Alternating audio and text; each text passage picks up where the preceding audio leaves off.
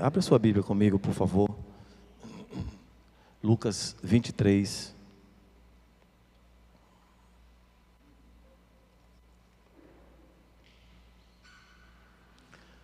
Também vi ali o Cérvulo, né? E bem acompanhado ali da digníssima esposa. Glória a Deus por vocês, viu, gente? Deus abençoe. Bom, Lucas 23, 32. Lucas 23, a partir do verso 32, diz: 2 outros homens, ambos criminosos, também foram levados com ele, para serem executados. Quando chegaram ao lugar chamado Caveira, ali o crucificaram com os criminosos, um à sua direita e outro à sua esquerda. Jesus disse: Pai, perdoa-lhes, pois não sabem o que estão fazendo. Então eles dividiram as suas roupas, as roupas dele, tirando sortes. O povo ficou observando e as autoridades os ridicularizavam. Salvou os outros, diziam: salve-se a si mesmo, se é o Cristo de Deus, o escolhido. Os soldados, aproximando-se, também zombavam dele, oferecendo-lhe vinagre. Diziam: se você é o rei dos judeus, salve-se a si mesmo.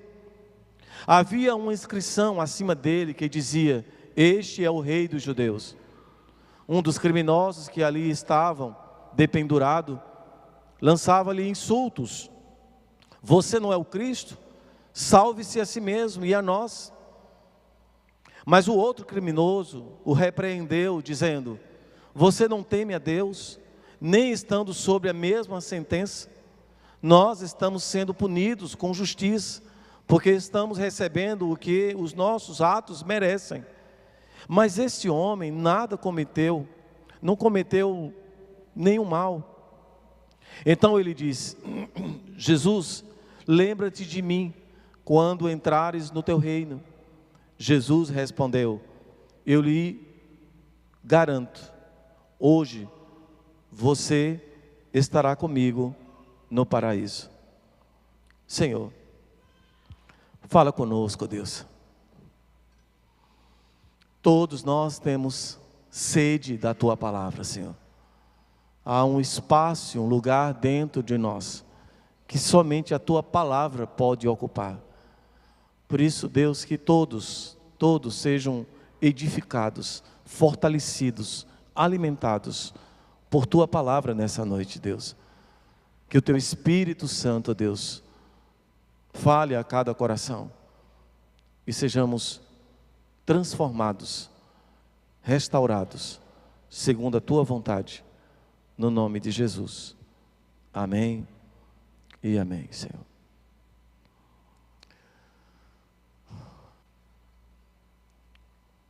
Queridos,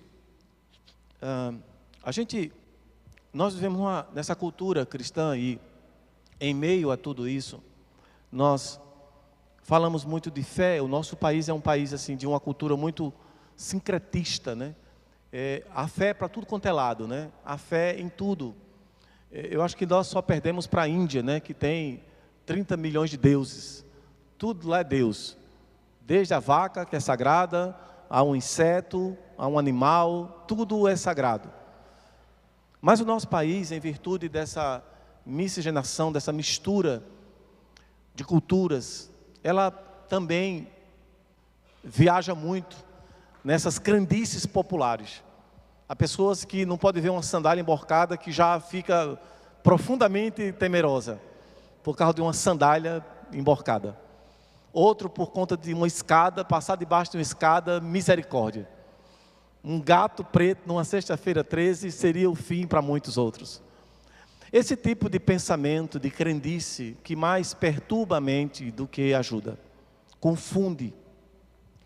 Por isso, quando se trata de Bíblia, de Deus, de fé, é como se houvesse uma pulverização, né, da fé, uma banalização daquilo que é de fato sagrado, que muitos não conseguem se entregar verdadeiramente.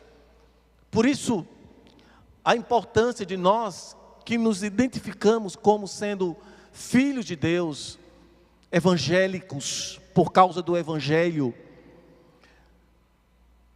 Sejamos muito firmes, sem vacilar, naquilo que de fato é bíblico.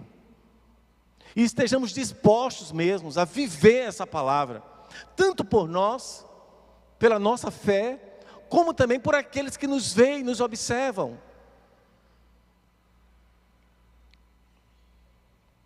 Para que aprendam conosco também a sermos de verdade, ou a ser de verdade, cristãos que honram e glorificam o nome do Senhor. Por exemplo, toda pessoa que ouve falar sobre Jesus, ela tem pelo menos três posicionamentos. Um deles é de rejeição. Há aqueles que já ouviram falar sobre Jesus. É difícil você ver alguém que nunca ouviu falar de Jesus. Eu particularmente acredito que os nossos conhecidos, amigos, sei lá, pessoas da faculdade, pessoas com quem você trabalha, é quase que impossível. Eu lembro de uma situação, de um evangelismo, de uma ação evangelística, né, no interior do estado, e que se formam geralmente duplas, trios, e eles vão a povoados distantes, né, lugares bem remotos quase, né, quase que ali não se passa ninguém. E eu lembro de um testemunho de um jovem que ficou impactado quando chegou numa casa e depois de dar bom dia, saudar, eles perguntaram: o senhor conhece Jesus? Já ouviu falar de Jesus? Ele falou: não, esse não mora por aqui não. E ele ficou impressionado, disse: não, eu estou falando de Jesus, o Filho de Deus. Não, Jesus? Quem é Jesus? Ele disse que ficou sem acreditar, porque de fato, para nós, todo mundo já ouviu falar sobre Jesus. Mas há algum lugar que ainda ninguém ouviu falar Jesus. Mas aqui, entre os nossos muitos conhecidos, amigos, familiares, muitos já ouviram falar, ou quase que todos já ouviram falar. A questão é, primeiro, muitos desses rejeitam Jesus. Eles não querem saber de Jesus. Aqui nesse grupo estão aqueles que se acham sãos. E Jesus disse: eu não vim para os sãos. Porque ele sabia a natureza desses sãos. Isto é, desses que não têm necessidade. Claro que ali Jesus estava ironizando, porque ele sabia muito bem que todos precisam. Mas tem aqueles que entendem e se posicionam como se não precisassem. Então esses rejeitam. Os ricos são aqueles que são cheios de si mesmos. Eles também não reconhecem que precisam de Jesus. E estão nesse grupo dos que rejeitam. Nesse grupo também estão os religiosos. Porque eles não se importam com Jesus. Eles se importam com Ele mesmo. Com o seu próprio nome. Com o seu próprio ego. Com as suas próprias vaidades. Com os seus próprios costumes. Então eles não buscam Jesus, eles buscam apenas um espaço dentro de uma estrutura para viver aquilo que eles gostam de viver e de fazer. Mas não é Jesus o centro do seu fazer, é Ele mesmo, é sua própria vontade. Esses também estão aqui nesse grupo, como também aqui nesse grupo estão os perdidos, aqueles que não se acharam, aqueles que não reconhecem, aqueles que estão mortos, os incrédulos, que precisam ser, encontrados, que precisam ouvir o Evangelho, que precisam olhar para mim, e eles olham para mim, olham para você, e eles querem ver Jesus em mim, e eles querem ver Jesus em você, porque eles não leem Bíblias, mas eles leem as nossas vidas. Mas há um outro grupo, o grupo dos que acreditam, o grupo daqueles que acreditam que Jesus é o Filho de Deus. Existe o grupo daqueles que sabem, são nossos amigos, muitos deles também. São pessoas que, poxa vida, eu admiro você, eu admiro a fé que você tem, mas eu não consigo. Aí você diz: vamos à igreja, vamos à célula, vamos orar, vamos buscar a Deus. Eu tenho tanta coisa para fazer. Você não sabe, a minha vida é cheia de muitos afazeres. Se eu tivesse o tempo que você tem, eu iria com você. Esses acreditam que Jesus é o Filho de Deus, mas eles não estão dispostos a segui-lo. eles fazem outras escolhas sempre. Mas existe o terceiro grupo, que são aqueles que creem em Jesus. Esses não só acreditam, eles creem, e por isso eles seguem. Em um dado momento, Jesus dava duras palavras aos seus discípulos, e muitos começaram a ir embora. Muitos seguidores de Jesus começaram a ir embora. E aí ele disse assim: olha, vocês também não querem ir? E aí Pedro fez a declaração que eu creio que representa muito bem esse terceiro grupo aqui, quando ele disse: para onde iremos? Para quem nós iremos? Se só tu tens as palavras de vida eterna. Não era que Pedro estava dizendo: não, Senhor, tudo que o Senhor está falando aí, ó, eu assino embaixo. Certamente Pedro também teve suas dificuldades de receber aquelas duras palavras do Senhor. Mas mesmo reconhecendo ele, que aquelas palavras eram duras, ele também reconheceu: para onde iremos? Para onde iremos? Paulo, o apóstolo Paulo, na sua primeira carta aos Coríntios, capítulo 1, verso 18, ele diz: pois a mensagem da cruz é loucura para os que estão perecendo, mas para nós que estamos sendo salvos, é o poder de Deus. É o poder de Deus. Aos Romanos ele disse: eu não me envergonho do Evangelho, porque é o poder de Deus para a salvação de todo aquele que crê. Eu não me envergonho. O Evangelho hoje para nós, ele até traz um certo glamour. Eu sou evangélico, da igreja tal. E se o pastor é famoso, então, aí o glamour aumenta, né? Porque eu sou do pastor tal. E isso é uma coisa linda, é uma grife. Mas naquela época do apóstolo Paulo era uma vergonha, porque o evangelho estava sendo pregado para os rejeitados, para os excluídos. O evangelho não era motivo de orgulho, pelo contrário, o Senhor que pregou esse evangelho foi pendurado numa cruz, morto como um criminoso.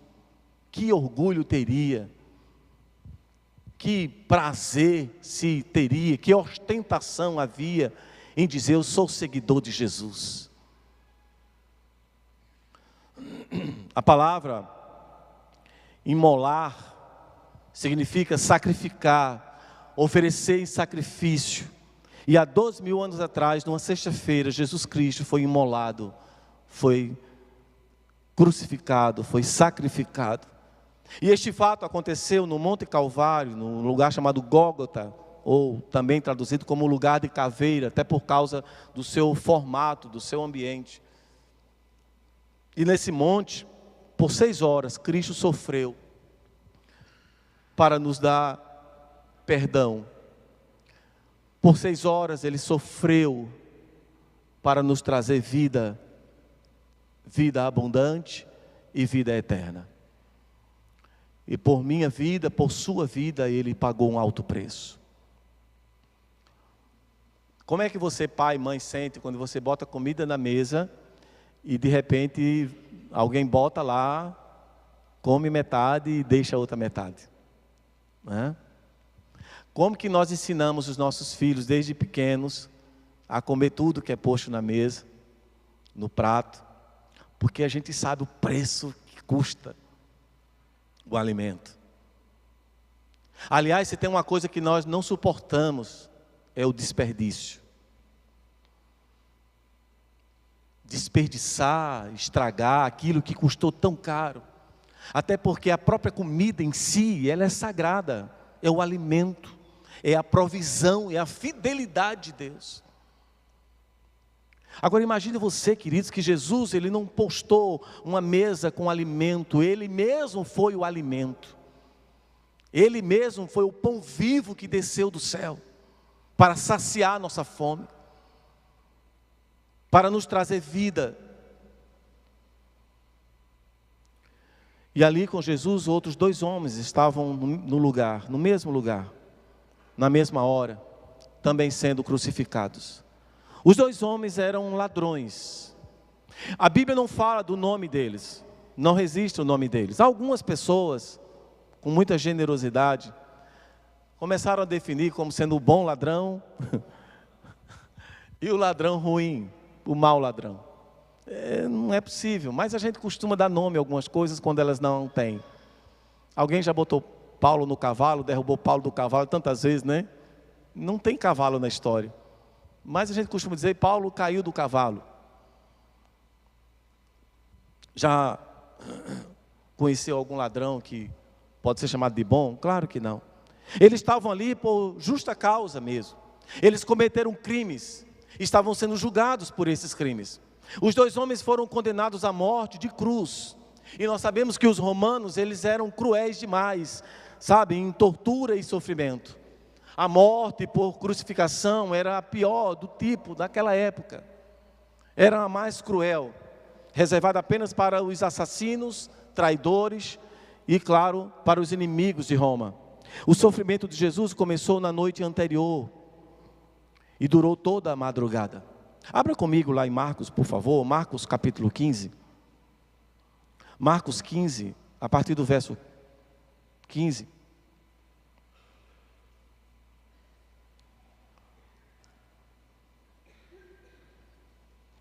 É interessante que Jesus, ele já no Getsêmani, já sabia de tudo o que ia passar. E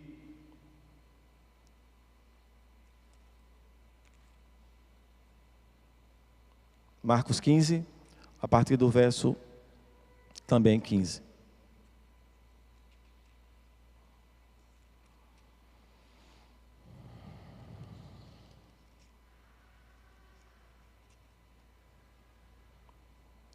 Desejando agradar a multidão, Pilatos soltou-lhes Barrabás, mandou açoitar Jesus e o entregou para ser crucificado.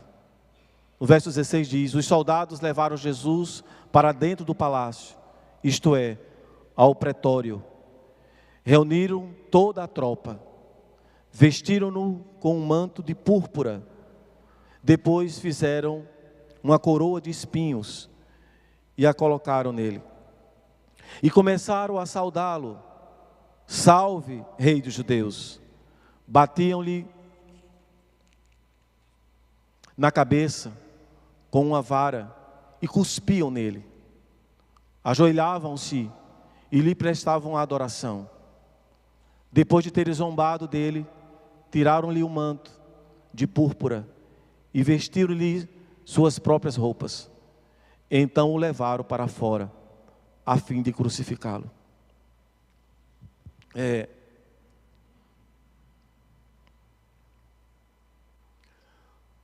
Os açoites feitos em Jesus foram terríveis. Todos nós, creio que já assistimos aquele filme do Mel Gibson, da Paixão de Cristo, onde retrata ali muito desse sofrimento. E era usado um chicote, que na verdade chamava-se fraglum. E era um chicote com várias tiras de couro, de pontas com pedaços de ossos, e também bolas metálicas. Essas extremidades desse chicote, elas eram tão agressivas que no toque e no açoite, ele penetrava no corpo. E ao ser retirado, vinha com pedaços da carne. Era tão cruel que, por lei, só se podia dar, no máximo, 40 chibatadas. Era a penalidade máxima que os judeus permitiam. No entanto, os fariseus, para não ter o perigo de incorrer no erro da lei, eles limitavam a 39, quando se tratava de casos extremamente graves. Mas os romanos não tinham limite, sobretudo para aqueles que eram condenados à morte. Eles não tinham limites. O destacamento, na verdade, era composto por pelo menos de 300 a 600 soldados, onde eles todos riam, zombavam, ridicularizavam e queriam fazer parte desse momento. As vestes de cor púrpura e a coroa de espinho era tudo para usar de gozação, de zombaria, para tornar aquele ambiente, para eles, divertido. Isso tudo, queridos, nós precisamos compreender que o que Jesus passou na cruz, até chegar à cruz, foi assim de uma crueldade sem tamanho. Mas, se você analisa o texto, e todos os evangelhos narram esse acontecimento, cada um com pormenores, com detalhes diferentes, mas todos dizendo a mesma coisa.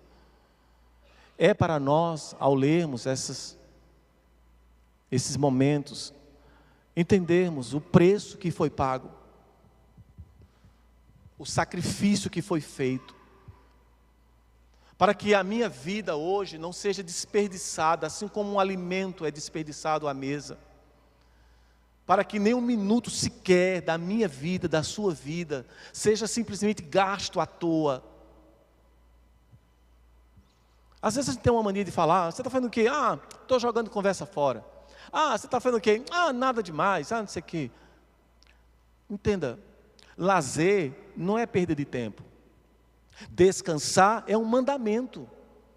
Devemos aprender a descansar, mas com a consciência tranquila. Estou descansando.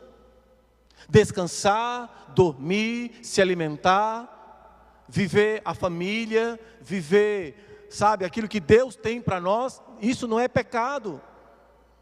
Não é pecado viajar, não é pecado desfrutar da criação de Deus. O pecado é não ter um propósito de vida. O pecado é ignorar o que Ele fez na cruz do Calvário. O pecado é saber o preço que foi pago na cruz, por minha vida e por sua vida, e simplesmente olhar para alguém que ainda não conhece Jesus e dizer: está tudo bem, Ele não quer.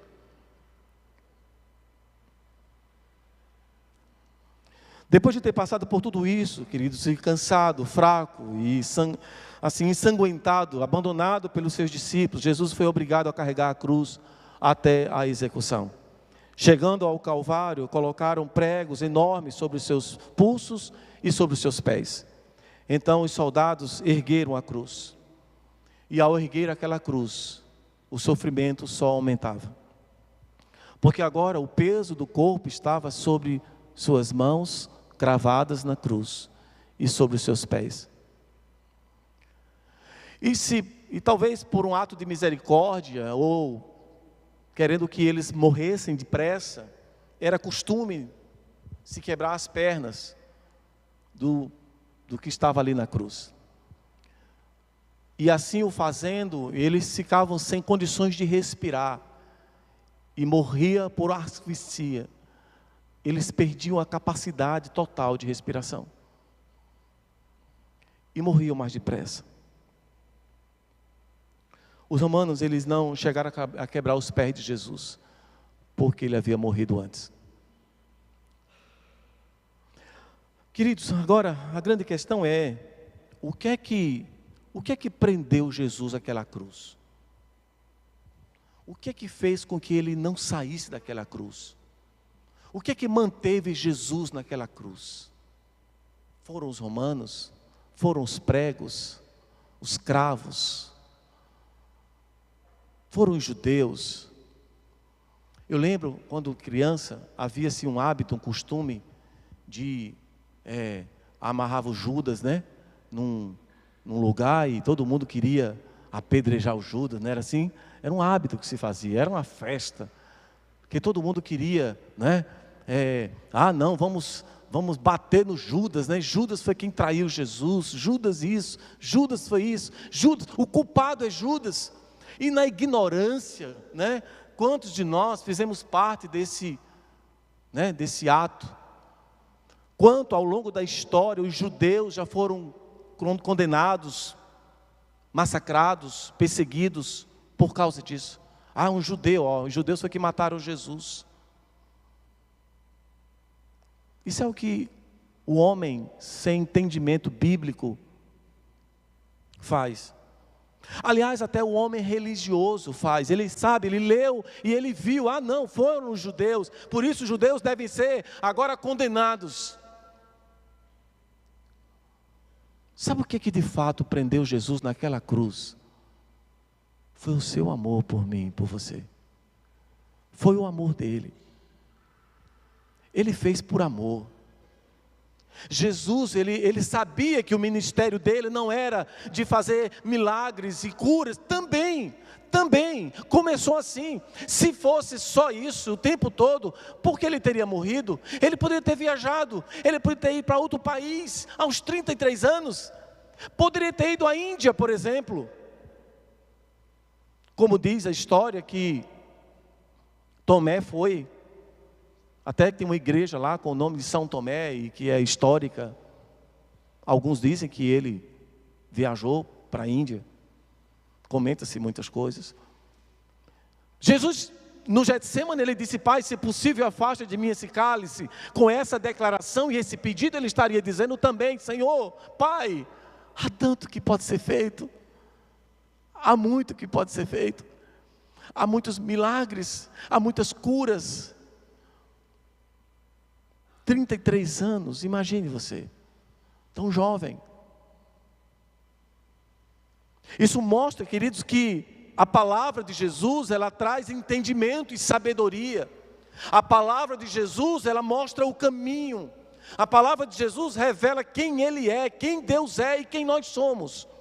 Por isso, ler a palavra, comer, mastigar essa palavra, para nós é luz, é lâmpada, é salvação.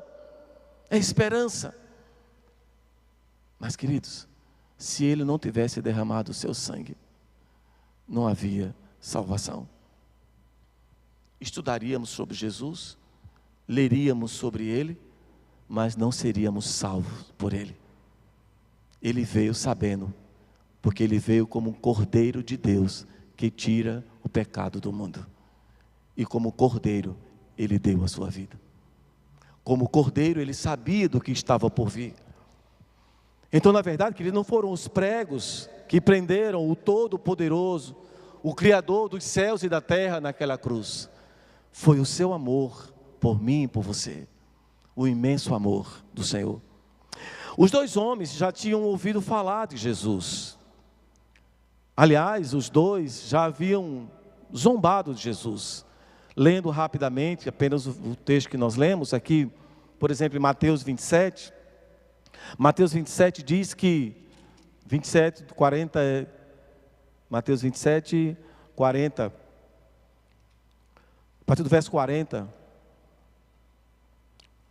diz, dizendo: você que destrói o templo e reedifica em 3 dias, salve-se. Desça da cruz, se é o Filho de Deus. Da mesma forma, os chefes dos sacerdotes, os mestres da lei e os líderes religiosos zombavam dele, dizendo: salvou os outros, mas não é capaz de salvar a si mesmo. É o Rei de Israel. Desça agora da cruz e creremos nele. Ele confiou em Deus, que Deus o salve agora. E dele tem compaixão, pois disse: sou filho de Deus. Igualmente os insultavam os ladrões que haviam sido crucificados com eles. Isto é, esses dois ladrões, eles também zombaram de Jesus. Eles estavam como todos os outros ali. Fica claro que eles eram homens pecadores. Não era um bom ladrão que estava ali, era um ladrão. Mas ouvir falar de Jesus não significa crer em Jesus. Ouvir falar de Jesus não significa viver para Jesus. Eles ouviram falar.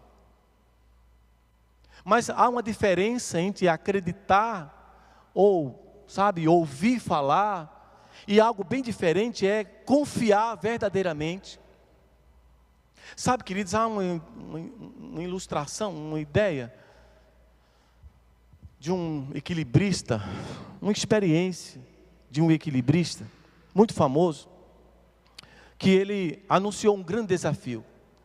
Ele era conhecido por atravessar grandes abismos, andando sobre um cabo de aço, segurando apenas uma vara, que ajudava no equilíbrio. O desafio consistia em atravessar uma enorme cachoeira, carregando um carrinho de mão. E é interessante que, quando ele surgiu com o carrinho de mão e perguntou se aquela multidão, muita gente observava, muita gente curiosa, muita gente observando, e perguntava se seria possível, se ele iria conseguir. E as pessoas estavam ali assim para assistir esse grande espetáculo, né? Alguns levantaram as mãos, dizendo que acreditavam que ele ia conseguir. Outros timidamente tinham receio, tinham dúvidas, tinham medo. Mas aquele famoso equilibrista perseverou, perguntou de novo, e ele acabou fazendo a travessia. E ele foi com o seu carrinho de mão sobre aquela corrente de aço, e atravessou e chegou ao outro lugar. Só que quando ele chega, e aí todo mundo fica admirado e aplaude fortemente, depois ele diz assim: vocês acreditam que eu consigo atravessar agora de volta? E que eu consigo atravessar com alguém sentado no carrinho de mão? E aí o pessoal que já estava assim numa euforia só, queria ter mais emoção. Queria ainda mais emoção. E aí, na expectativa de ver uma pessoa no carrinho de mão, atravessando ali, sobre o controle, o comando daquele equilibrista, ele fez uma outra pergunta: quem de vocês tem coragem de estar no carrinho de mão? Não preciso dizer que o silêncio reinou. Quem teria coragem? Quem teria coragem? Eu fiquei pensando que, na primeira pergunta, quando ele perguntava assim: vocês acreditam que eu consigo passar? Sim, acreditamos. Eu penso que ali muitos disseram: vai fulano. Imagina, cada um querendo escalar o outro para ir naquele carrinho. Mas ele pergunta: quem tem coragem de ir? Ninguém se prontificou. Pois é, vocês acreditam, mas não confiam. Assim é a nossa relação com Deus. Acreditamos que Ele é Deus, mas muitas vezes não cremos verdadeiramente nele, totalmente nele. Para confiarmos em Deus verdadeiramente, precisamos ter coragem de entrar nesse carrinho e deixar que Ele nos conduza. Sabe o que é que nos angustia? Sabe o que é que nos dá medo e pavor? Sabe o que nos causa crises de ansiedade? É porque falta em nós essa certeza, essa confiança de que Ele está no controle. Se renda, se entregue e tenha uma certeza: Deus está no controle. Crer em Jesus significa sentar-se nesse carrinho, queridos. Sabe o namoro? O que é um namoro? Quando é que ele começa a acontecer? Começa a acontecer porque há uma confiança ali, no sentido de eu acredito em você. Sabe, o namoro acontece quando há esse acreditar. Mas o casamento só acontece quando saímos do acreditar em você para o confiar em você. É um nível mais profundo. Não é um discurso, não é um talvez, não é um quem sabe. Agora é para valer. Por isso, assim também é a nossa relação com Deus. Nós precisamos entregar o controle da nossa vida ao Espírito Santo. Parar de se perguntar, de se questionar, ou de buscar o que é melhor para mim, ou qual a vantagem que eu vou tirar nisso. A nossa vida com Deus não é o que é melhor para mim, a nossa vida é o que é para Ele, o que vai ser glorioso para Ele, o que vai exaltar o nome dEle, porque aquilo que é para a glória dEle, Ele provê, Ele abençoa, Ele cuida, Ele limpa, Ele restaura, Ele convence, Ele sara, Ele faz tudo. Eu não preciso temer a nada. Ainda que, ou ainda quando, nós passarmos pelo vale da sombra da morte, não devemos temer mal nenhum, porque Tu estás comigo. A Tua vara e o Teu cajado me consolam. A oração, queridos, é para nós o fôlego de vida. Quando nós não oramos, quando nós não buscamos a Deus, quando nós não confiamos em Deus, é como se estivéssemos de uma forma muito velada, muito fria, desprezando o consolo de Deus, fazendo pouco caso da provisão de Deus. Às vezes nós confiamos tanto no nosso trabalho, tanto na nossa força, na nossa capacidade de realização, que nós dedicamos tempos demais a isso. E pouco tempo, ou quase nenhum dele, a nossa dependência de Deus. E vai ter um momento na minha vida, na sua vida, que nós vamos perceber que o que eu sei, o que eu tenho, não vale nada. Só o poder de Deus. Lembro-me quando o Marinaldo esteve hospitalizado, Mônica, mesmo sendo da área de saúde, e por ser da área de saúde, vendo as limitações da ciência, quando veio um Covid, quando veio uma ameaça, como não fica o coração? Senhor, tudo eu fiz, mas agora está em Tuas mãos. E a gente se sente deste tamanho, né, Mônica? Deste tamanho, porque tudo que nós estudamos, aprendemos, crescemos, não é nada diante do poder de Deus. Sabe, queridos, os dois ladrões na cruz se separaram. Os dois estavam crucificados. Os dois ouviram falar de Jesus, mas apenas um creu.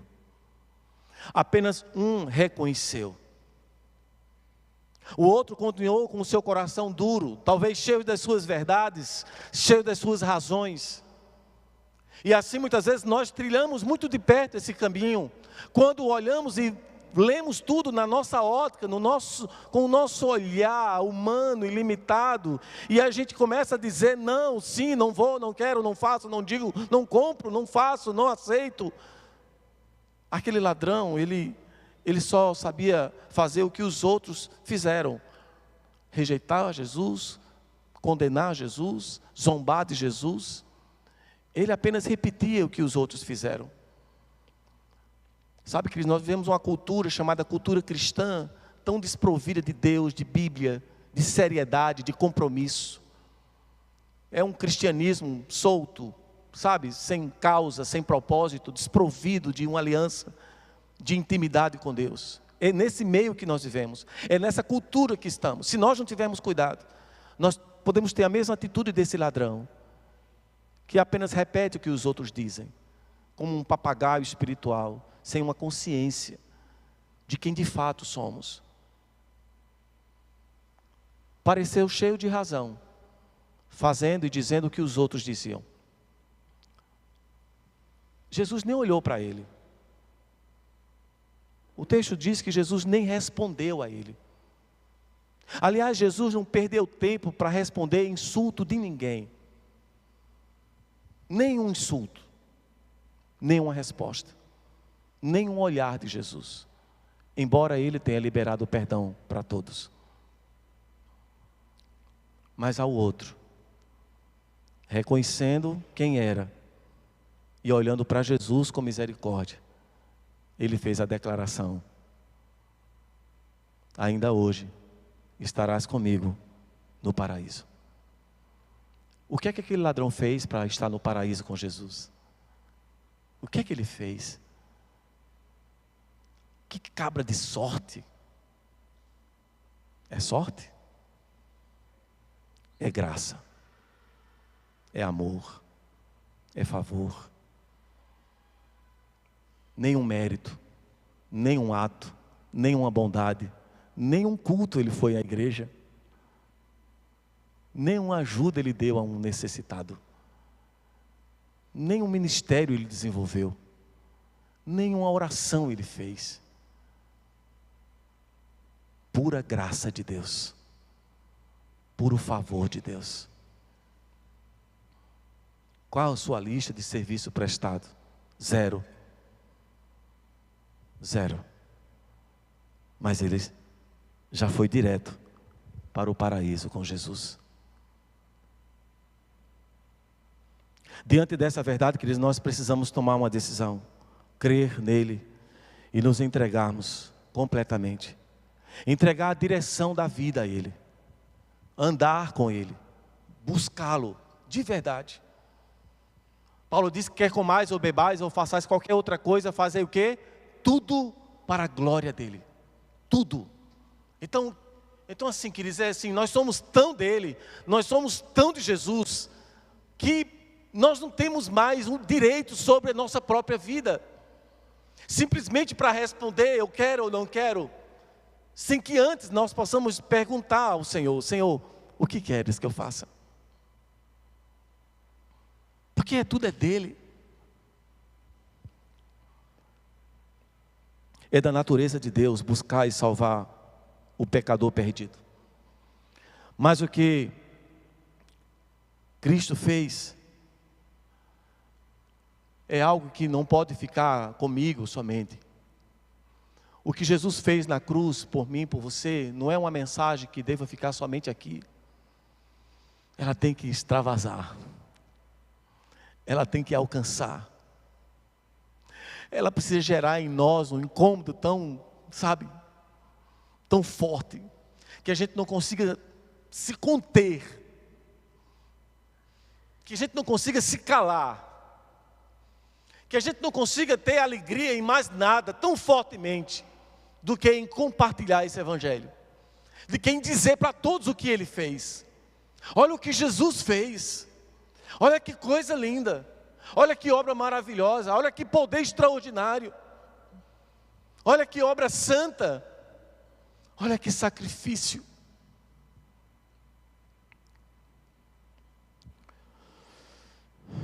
A morte de Cristo é o mais importante acontecimento do cristianismo, pois dela depende a certeza do perdão dos nossos pecados.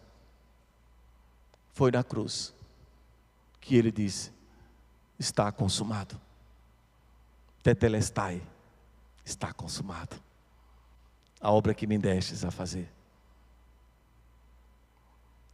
O que é que você entende como propósito de Deus para a sua vida? Ore comigo agora. Você está entre aqueles que acreditam, mas ainda não consegue segui-lo. Você sabe que ele é o Filho de Deus, mas por alguma razão, algo ainda lhe prende. Talvez a sua lógica, seu pensamento tão racional, ainda lhe prenda a ponto de dizer: não, eu estou do meu jeito, eu estou seguindo Jesus do meu jeito. Deixa eu dizer para você uma verdade. Ele disse assim: quem quiser vir após mim, negue-se a si mesmo, tome a sua cruz e siga-me. Então, se você quer segui-lo, é uma decisão sua. Ninguém pode tomar essa decisão por você. É você e Deus. Mas a partir do momento que você diz: eu quero seguir, é com Ele agora. Não dá para seguir Jesus do seu jeito. Não é verdade. Não é possível. Só seguimos Jesus do jeito dele, como ele planejou, como ele estabeleceu. E para que isso aconteça, você precisa decidir: eu quero segui-lo. A palavra Páscoa quer dizer passagem. E a Páscoa, ela aconteceu tanto em Israel, quando o povo estava escravo no Egito. E ali o Senhor trouxe libertação. Como em Jesus, Ele libertou do pecado. Para os judeus, foi uma libertação física de um povo que estava trabalhando como escravo para os egípcios. Por isso que Moisés é o anúncio, o prenúncio da verdadeira salvação que aconteceria em Cristo. Ele prefigurou, ele vislumbrou a salvação perfeita que veio em Jesus. E Jesus agora nos traz a salvação não de uma escravidão física, até porque aquele homem estava na cruz. Aquele homem não foi salvo da cruz. Ele não saiu da cruz depois de dizer para Jesus: lembra-te de mim. Jesus não mudou em nada a vida física dele. Não houve uma prosperidade para ele ali. Não houve o sair da cruz ali. Não houve. O que houve foi a salvação da sua alma. E sabe de uma coisa, queridos? Foi o que Jesus veio nos dar. O presente por excelência, a salvação das nossas almas. Ainda que passando por lutas aqui, ainda que experimentando dores e sofrimentos nesse mundo, mas uma certeza brada no nosso coração: eu vou morar no céu. Eu estarei com o Senhor no paraíso. E essa certeza, Ele morreu para lhe dar. E se você, até agora, ainda não fez uma aliança com o Senhor, eu quero convidar agora você, em nome de Jesus, a se posicionar, a tomar a decisão e dizer: Senhor, eu quero te seguir. Eu quero firmar uma aliança com o Senhor. Toda a igreja está orando. Apenas eu quero orar por você nessa noite. E se você deseja, eu peço que você, no seu lugar, você levante uma de suas mãos. Eu quero orar por você. Toda a igreja orando. E já vamos encerrar esse momento. Mas eu quero encorajar você a responder a esse tremendo amor de Deus na cruz. A dizer: eu quero seguir Jesus.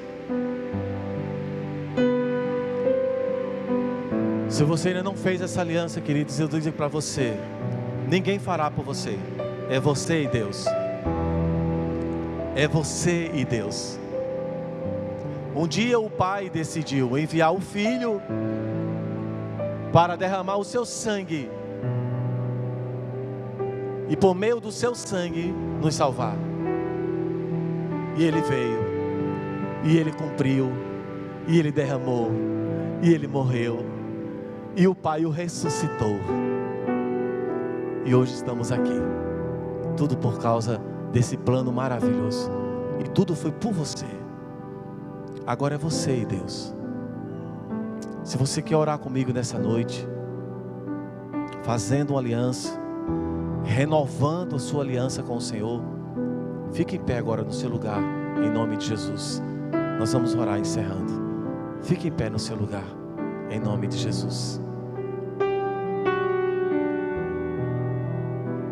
Amém. Louvado seja o nome do Senhor. Glória a Deus. Glória a Deus. A igreja toda em pé, por favor. Senhor Deus e Pai, bendito seja o Teu nome, ó Deus, por Tua graça e Tua bondade. Pai, em nome de Jesus, Senhor, nós queremos andar em Tua presença, Deus, dia a dia, ouvindo a Tua voz, guiados pelo Teu Espírito, Senhor. para que em tudo o teu nome seja honrado e glorificado. Que nunca venhamos a esquecer, Pai, o preço que foi pago naquela cruz, para que em todo o tempo possamos proclamar o amor do Senhor, as grandezas do Senhor, a salvação do Senhor, por meio do sangue derramado na cruz do Calvário. Senhor, dá-nos uma semana extraordinariamente abençoada, Senhor. Guia-nos segundo a Tua vontade. Que tenhamos essa semana oportunidades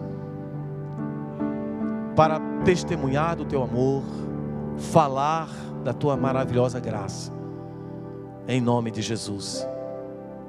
E que o amor de Deus nosso Pai, a graça do nosso Senhor e Salvador Jesus Cristo, as ricas consolações do Espírito Santo do Senhor, esteja sobre todos nós, desde agora e para todos sempre. Amém, amém e amém. Deus abençoe a todos.